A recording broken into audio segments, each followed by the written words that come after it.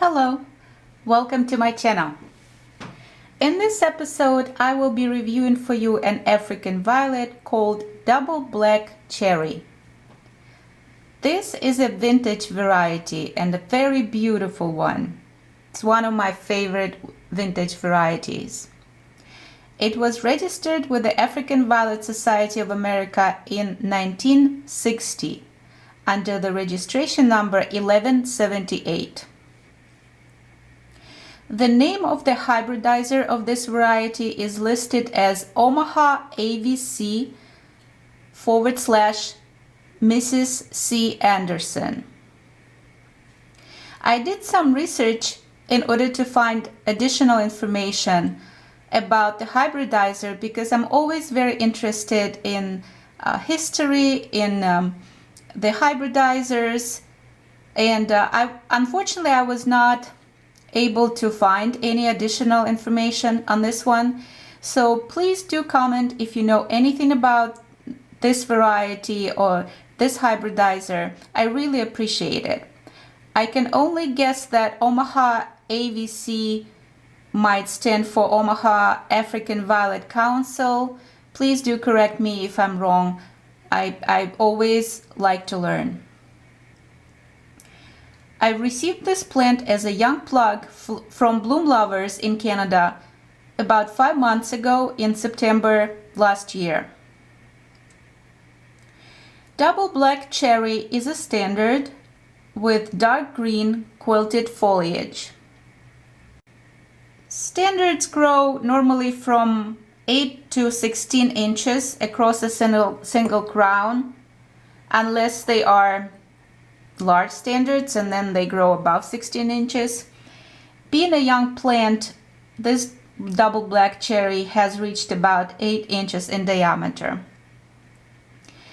It is growing in a 5-ounce plastic cup, which is about 2.5 inches in diameter, and I will need to be repotting it soon. The flowers of Double Black Cherry are described as wine red double blooms. The shape of the flowers reminds me of little roses. They are very pretty. Here they are.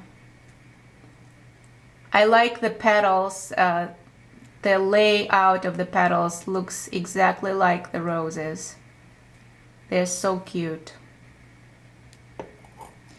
They're not large in size.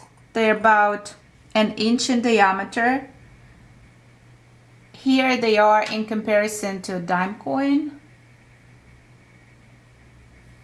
But I don't mind that they're not large. They're really so beautiful that they create a very nice, visually appealing look together with the dark green leaves.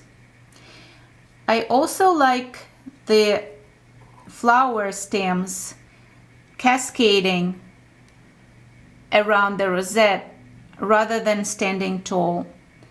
It just makes this variety looks like a garland of roses surrounding the crown. And there are many flowers on a single stem.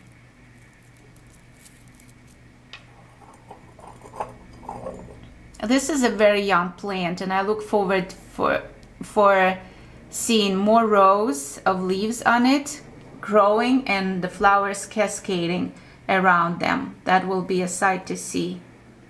But even now, being so young, it's such a beautiful, delicate looking plant. I also like that the bracts on the flower stems are very, well, not very, but they're kind of large. And the bracts are those little leaflets that are located immediately before the main stem branches out into the smaller stems. And these bracts, they're very helpful when propagating from bloom stock, because this joint, the bract joint, is the place where the new plantlets will grow when propagating from bloom stalks.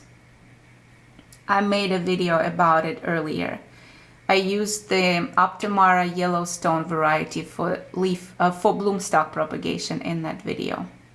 But I think this variety would also do very well when propagating from bloom stalks because of the larger size bracts. This variety is growing under a combination of LED and natural light on my east-facing window, with the temperatures ranging from 60s to 70s Fahrenheit. We are currently at 72 degrees Fahrenheit and at 43% humidity. And I try to elevate the humidity that I have in my home up to at least 50%, so I will need to run the humidifier in order to accomplish that.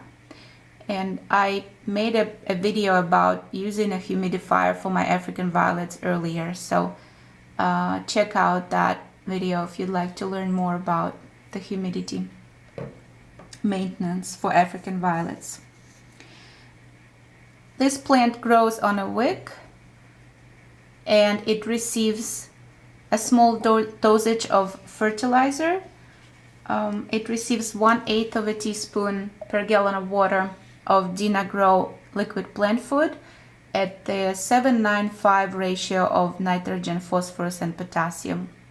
And in the summer, I increase the proportion to 1/4 of a teaspoon per gallon of the same fertilizer. So here it is again.